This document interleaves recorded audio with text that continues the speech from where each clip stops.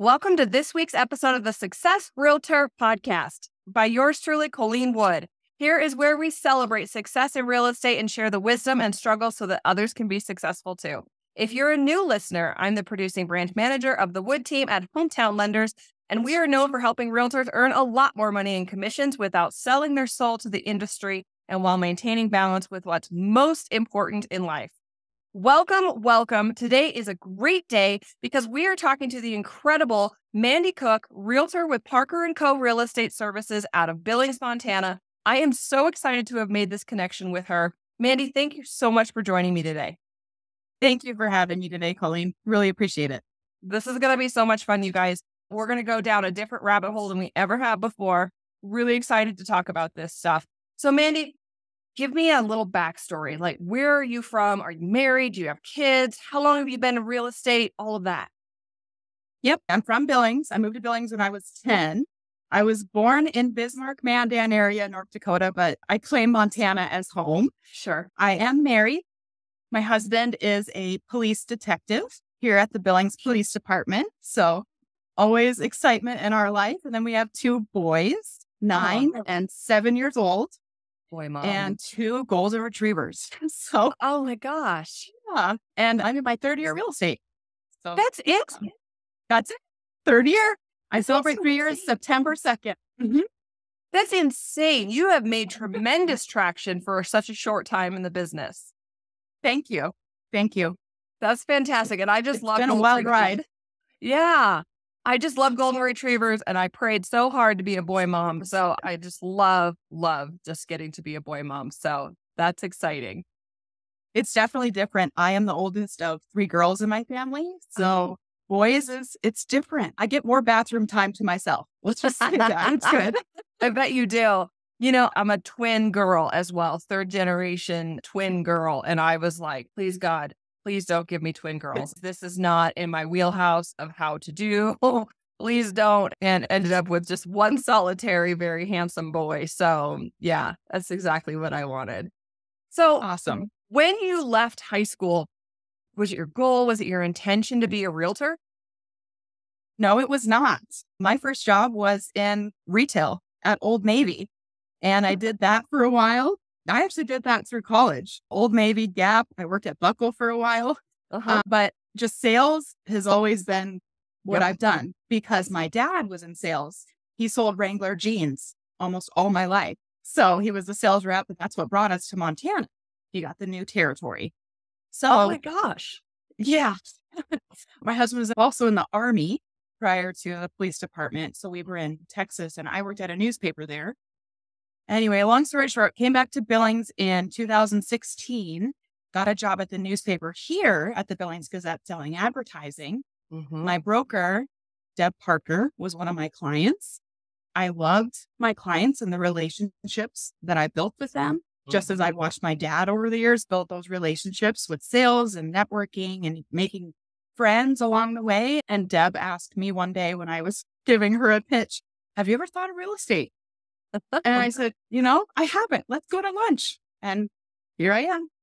The rest is history. I think that's so amazing and it's so inspiring. We have a lot of new realtors or people that are aspiring to be a realtor listen to this podcast. And I think it's really important for people to hear that you could come from all sorts of very diverse backgrounds. My history was in retail as well. I just found that it started out as just like a high school job. And then pretty soon I found out that I was pretty darn good at it. And that I could sell. And that is such a skill. It's not something to discourage people from doing it. The person who sells the product is the one who gets paid the most money.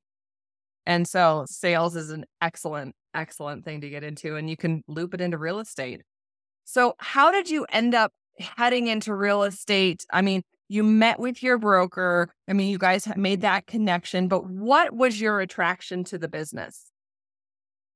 I wasn't liking what I was selling anymore. Billings is very word of mouth when it comes to advertising, and real estate is a relationship business. Houses are never going away. People are always going to want to have their own home to own. And so that's really what drove me in that direction, was I could still build those relationships and give a high level of service while doing it. Well, that's a really interesting. I'm going to go a little bit off of script here because you said, you've had a history in selling advertisement and print ads. What do you think is the most effective form of advertisement as a realtor? You know, every person, something's going to work different for them. Someone has to see your name or your face at least 7 or 8 times before they're going to make an action or even remember you.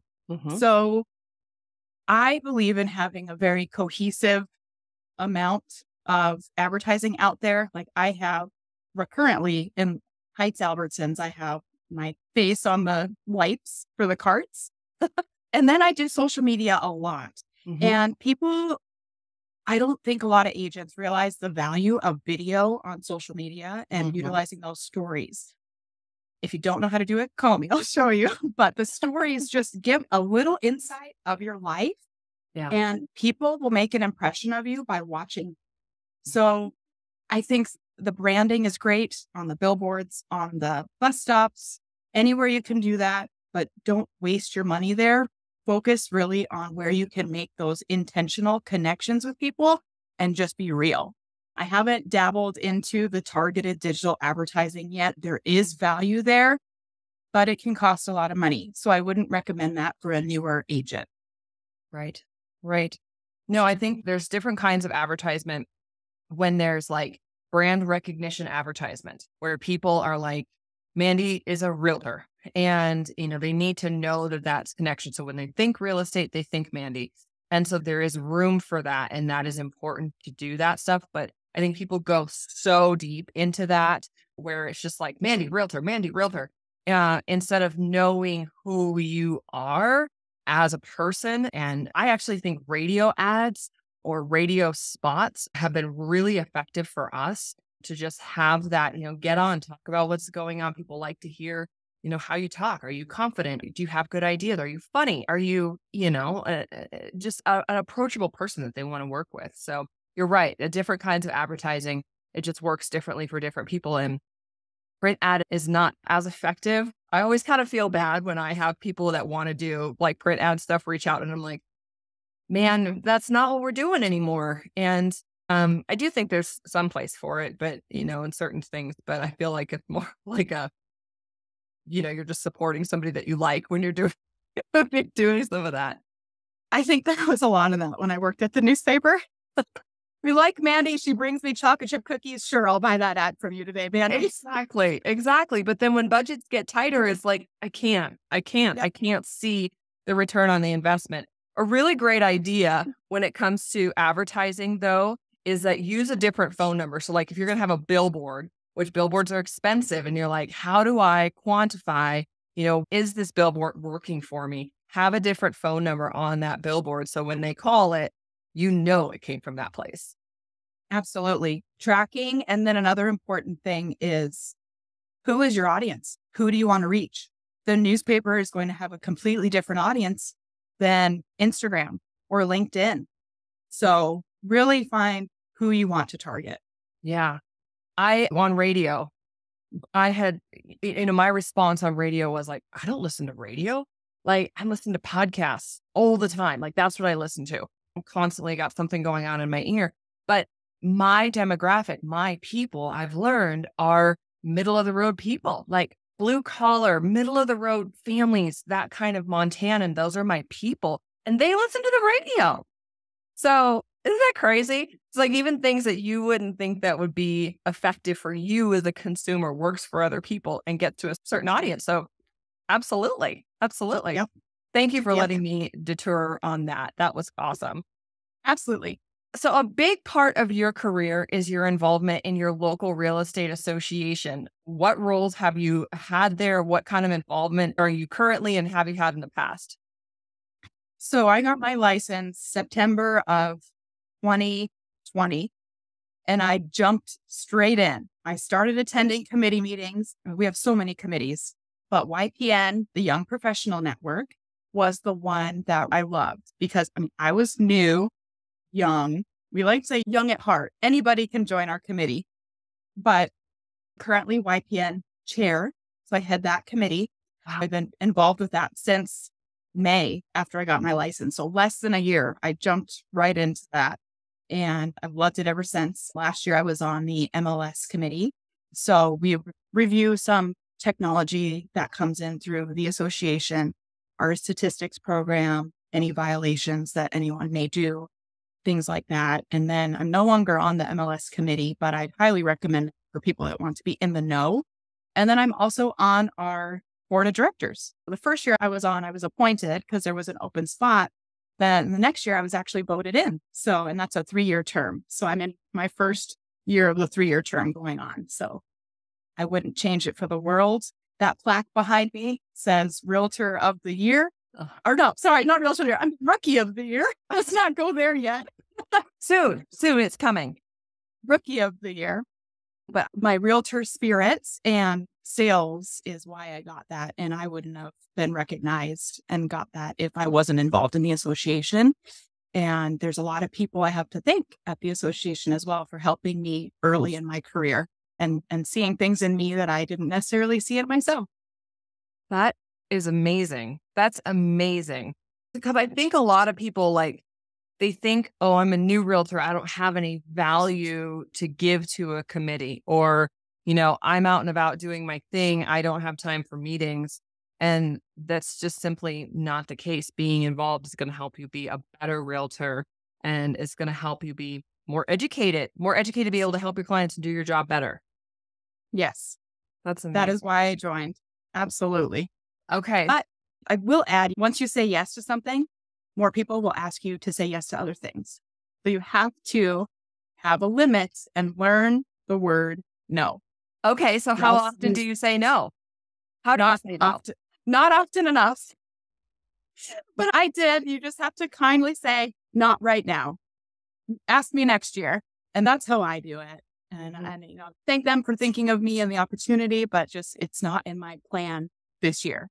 Yeah. Yeah. You absolutely have to decide what is going to be important this year and focus on it all the way to the end, because there's so many sparkly objects to chase. And people they see a willing victim or somebody's willing to do something like that. And then, I know from my experience, it seems like it's always the same people that are cycling through these positions. And it's like, oh my gosh, she has other things to do other than just do these things. But because she always has, people just, always will pull her in.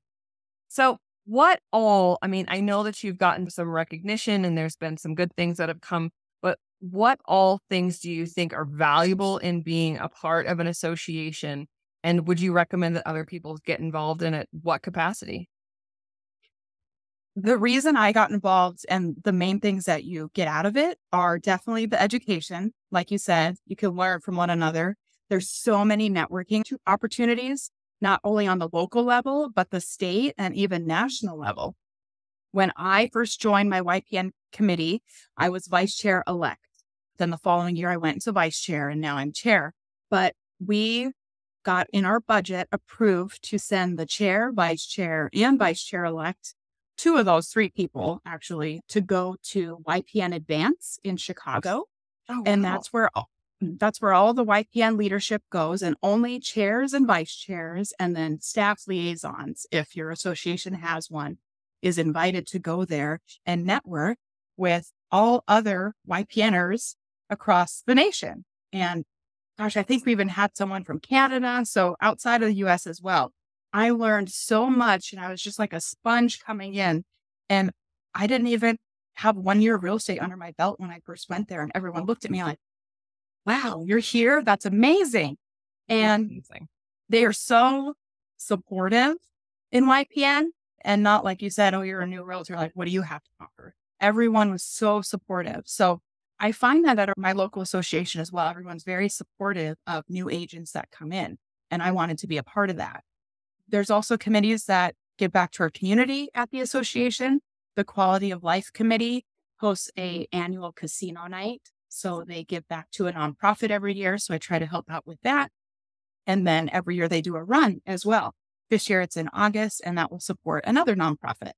I also like to learn new things like industry changes, anything that's out there. What are mortgage rates going to do? What are the new laws? What are the new lawsuits that have been happening that we need to watch out for? Mm-hmm. And just by having and being involved in the association, I hear those things so I can better then serve my clients, because knowledge is power, and the association is the source of that, or one of the sources for us. So those are the main reasons. What would you say to somebody? I'm thinking of somebody in particular. What would you say to a veteran realtor who says, why would I go to these events? I'm not selling any real estate to any of these people. To other realtors. Yeah. And one big reason too, I want to know who's on the other side of that transaction. Yeah. I want to build those relationships. Mm-hmm. I also bake chocolate chip cookies. So if you're around me, you're probably going to get a chocolate chip cookie.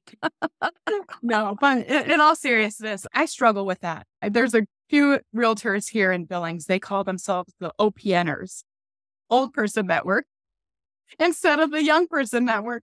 And I'm trying my darndest to get them to come to some of our YPN events. And they do, but it's an ongoing challenge. So I don't have the perfect answer for that, but we all need to work together for one goal, to sell the house. And I feel if you meet that other person and you know them and you've seen them smile and had a conversation with them outside of real estate, it's just will be a better transaction overall in the end for everybody. Yeah. I mean, I think we're stronger together than we are separate. And I think one of the amazing things about your side of the transaction is like realtors get to work together. Lenders don't work together. There's like zero reason for lenders to get together. In fact, when lenders get together, it's kind of like, you could feel the tension, which I just got to laugh about anymore. But, because there's enough business to go around. But you guys need to collaborate together. You need to know each other. You need to know like the nuances in working together with people. Some people are easier to work with than others. Some people, like I'm thinking of one of my favorite realtors in Bozeman, and her initial approach seems very cold, very like she's just hard to get to know. But man, once you get to know her, she is amazing. And I've just heard other realtors and other people just say, oh my gosh, she's just so hard to work with because she's just so stoic. And I'm like, no, she's just super professional and she takes her job really seriously. But she's on the back end of it. She's a mama, she's a wife, she's a Montanan, she's hilarious. And she's also, worries about the same things that we do. So it's worth it to get to know people, but then we got to get everybody there in order to break down some of those barriers. And, it's an investment in your profession in order to go and spend time with other people. Absolutely. Yeah. Absolutely. So who has been your greatest mentor and what did you learn from them? I have to say my broker, Deb Parker. Like I said before, she saw something in me that I didn't see in myself, an opportunity that I would be good at. And here I am 3 years later. She really took the time to teach me the right way to do this business, the right way to build relationships. Has been very involved in the association in the past. So she also encouraged me to get involved right away. And my broker's been in the business for over 30 years. And everyone that I talk to, that's about that same length of time in the business, as they wish they would have been involved in the association sooner than they did. Some of them waited 10 years to step into leadership positions. Less than a year is probably a little too soon, because you need to make time for those money-making activities. Right. Not that building those connections isn't important with other agents. It definitely is, but just make sure to try to maintain a balance. So I definitely thank Deb for that and taking me under her wing and teaching me. There's another realtor here in Billings. Her name is Billy Parrott, and she really encouraged me to step into the leadership role at YPN. And she also saw things in me that I didn't see in myself. And she's teaching me new things every single day. She's a risk taker. And I hope I learn to be a risk taker as well and do things that I normally wouldn't do. She's been really, really great and a good mentor as well. And she's a social media goddess. Yes. And she's so entertaining, has such great energy. It's amazing. Positive. Positive mindset. Yeah. All the time. Mm-hmm. Yeah. And so I do just want to comment on that too. Like, yes, get involved, circling back to what Mandy said, yes, get involved, go to meetings, but you still have to do money-making activities as a realtor to bring in business. You can't just be the gal that shows up at all the meetings and doesn't close any real estate. So you have to balance. You have to do all the things. And that involves having a very strict calendar to make sure that you're hitting all the high points for the day. You move quickly from one thing to another. Something I noticed when Mandy and I jumped on, like, we're both super prompt. Like, we're on time. We're making sure that we have a meeting. We're going to show up on time. We're going to do what we need to do during that time. And then we're going to close out and be done and go on to the next thing. And that is really, really important for success in real estate and most other things too, for sure. That's amazing. Okay. So what do you think are like 3 skills and traits that are non-negotiable for top realtors? Communication. We're all working together to sell a house and make our clients happy. So, and always have a system in place to communicate with your clients and your sphere on a consistent basis. So communication all around, not only when you're in a transaction, but outside. Time management. And you definitely have to allocate time for yourself. If you don't take care of yourself, you can't take care of anyone else. And I struggle with this daily. And new agents will struggle with this daily because every day it is a grind until you build up that repeat business from your clients. I'm trying to hold on, but every day working towards that time management. And then a positive mindset. This business has a lot of ups and downs. Yeah. Especially the last 2 years. Yes. I don't know how many contracts I wrote that did not get accepted from my buyers. And you get the happy, oh, we've submitted the offer. Let's wait and see. And then, oh, they accept another offer. Right. Or the schedule is showing and then now it's under contract and the seller's not accepting any other showings. And so we have to cancel it. And so there's a lot of ups and downs, and really look into certain podcasts, listen to Atomic Habits on Audible or read the book, Atomic Habits. There's a lot of positive mindset books out there to help you along your journey. Because I find if I have a bad day, I find a podcast that talks about the good and my mindset quickly turns around and I'm motivated again. So, so communication, time management, and positive mindset. Definitely. There are definitely high highs and low lows in this business. You have to feel those lows and be a human, but you can't feel those lows for a week. Feel them for a couple hours, go on a walk, maybe the day, and then tomorrow, back at it. Back attacking. That's one of the most amazing things, is that there's something to be done all the time to generate business. It's like if you lose one, I have the acronym that I use. It's find, F it, next deal, and it's like, and then go find another one, because there's another one. They're limitless. If this one didn't work, don't go down the rabbit hole of, self-pity and wallowing, because you got to go get the next deal. You just got to. And not everyone is your people, and not every contract is going to pan out. And never, never, never count your paycheck until it's actually sitting in your hands. Never. Even though we all do it. We're like, don't do it. So what do you recommend someone do in the first year of their new real estate business to really get it off the ground? Make a list of 50 people you know and talk to them. Be human, be yourself, do things that you enjoy, and you will surround yourself with the people that like the same things you do. And then you will start to like, know, and trust them. And then ask for the business.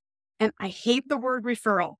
I always say, can you connect me with anyone who might need my services or be buying a house soon? I always use that phrase. Can you connect me? I hate referral. It's too much of a commitment.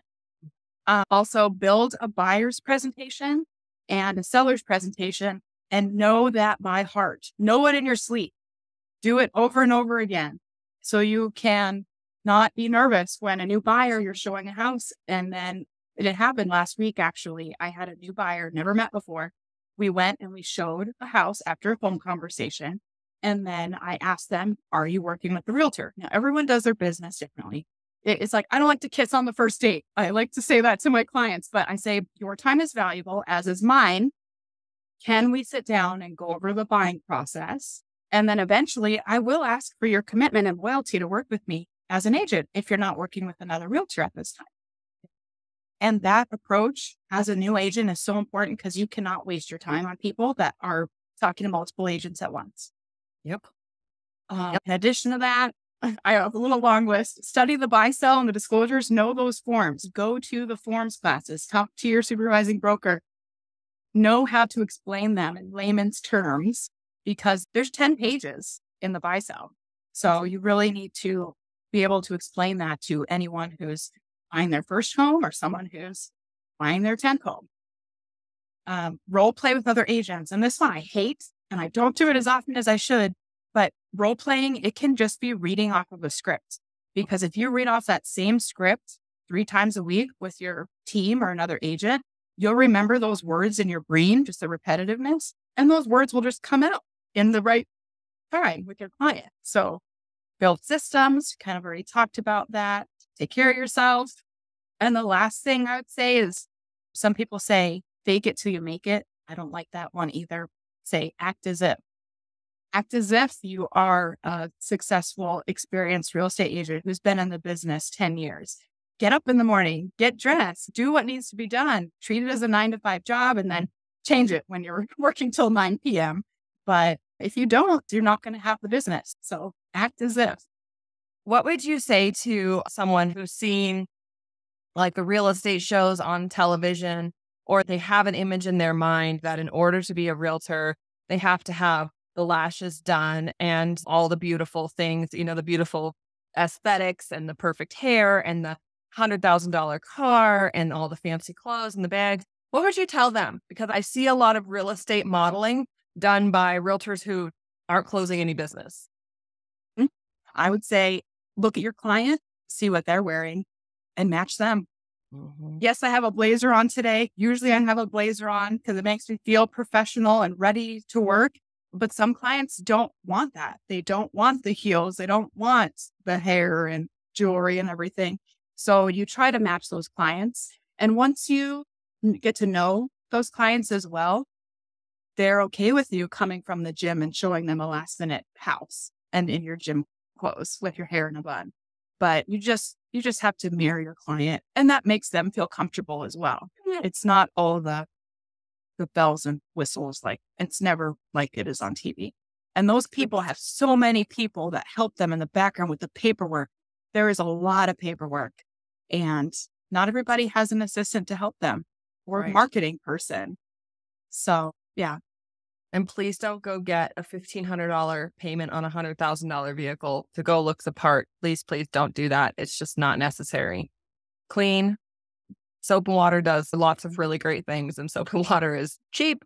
Most agents are not going to enter the market as a luxury realtor. And that's one of the things that I see so many times with new agents coming on. They're going to be like, they've never owned a house, they've never had a mortgage, but they're going to be a luxury realtor. And I'm like, it's just not a good direction. It's just not a good direction for just getting started. You might end up going to that place, but you need some transactions under your belt. And you need to not spend your money on looking that really expensive part. And I think I see that a lot because of the Big Sky market. There's a real nuance that goes along with it. I think what I love about the Billings market, number one, your guys' real estate is so much better priced for the average person. So I end up, when I have people that are shopping in Bozeman and they can't afford it, I frequently send them over to Billings because I say there's great jobs over there. There's really great opportunities for your family. Like literally anything that your kids want to do, you can do over there. And the real estate is just so much better price. It's just more affordable. So you're not house poor. So you guys just have such great opportunities. And I don't think that you have that upper echelon luxury thing that's trying to happen over there. That's just, it's not good. There's some neighborhoods definitely that are the luxury. We have a wide range, like I said, of prices and a wide range of different neighborhoods, and Billings is just growing exponentially. But yes, yeah, compared to a little out west, we are a little more affordable. Yes, I would agree. It's so nice. It's so nice. So Mandy, what's next for you on the horizon for you and for your business, personal business? What's next?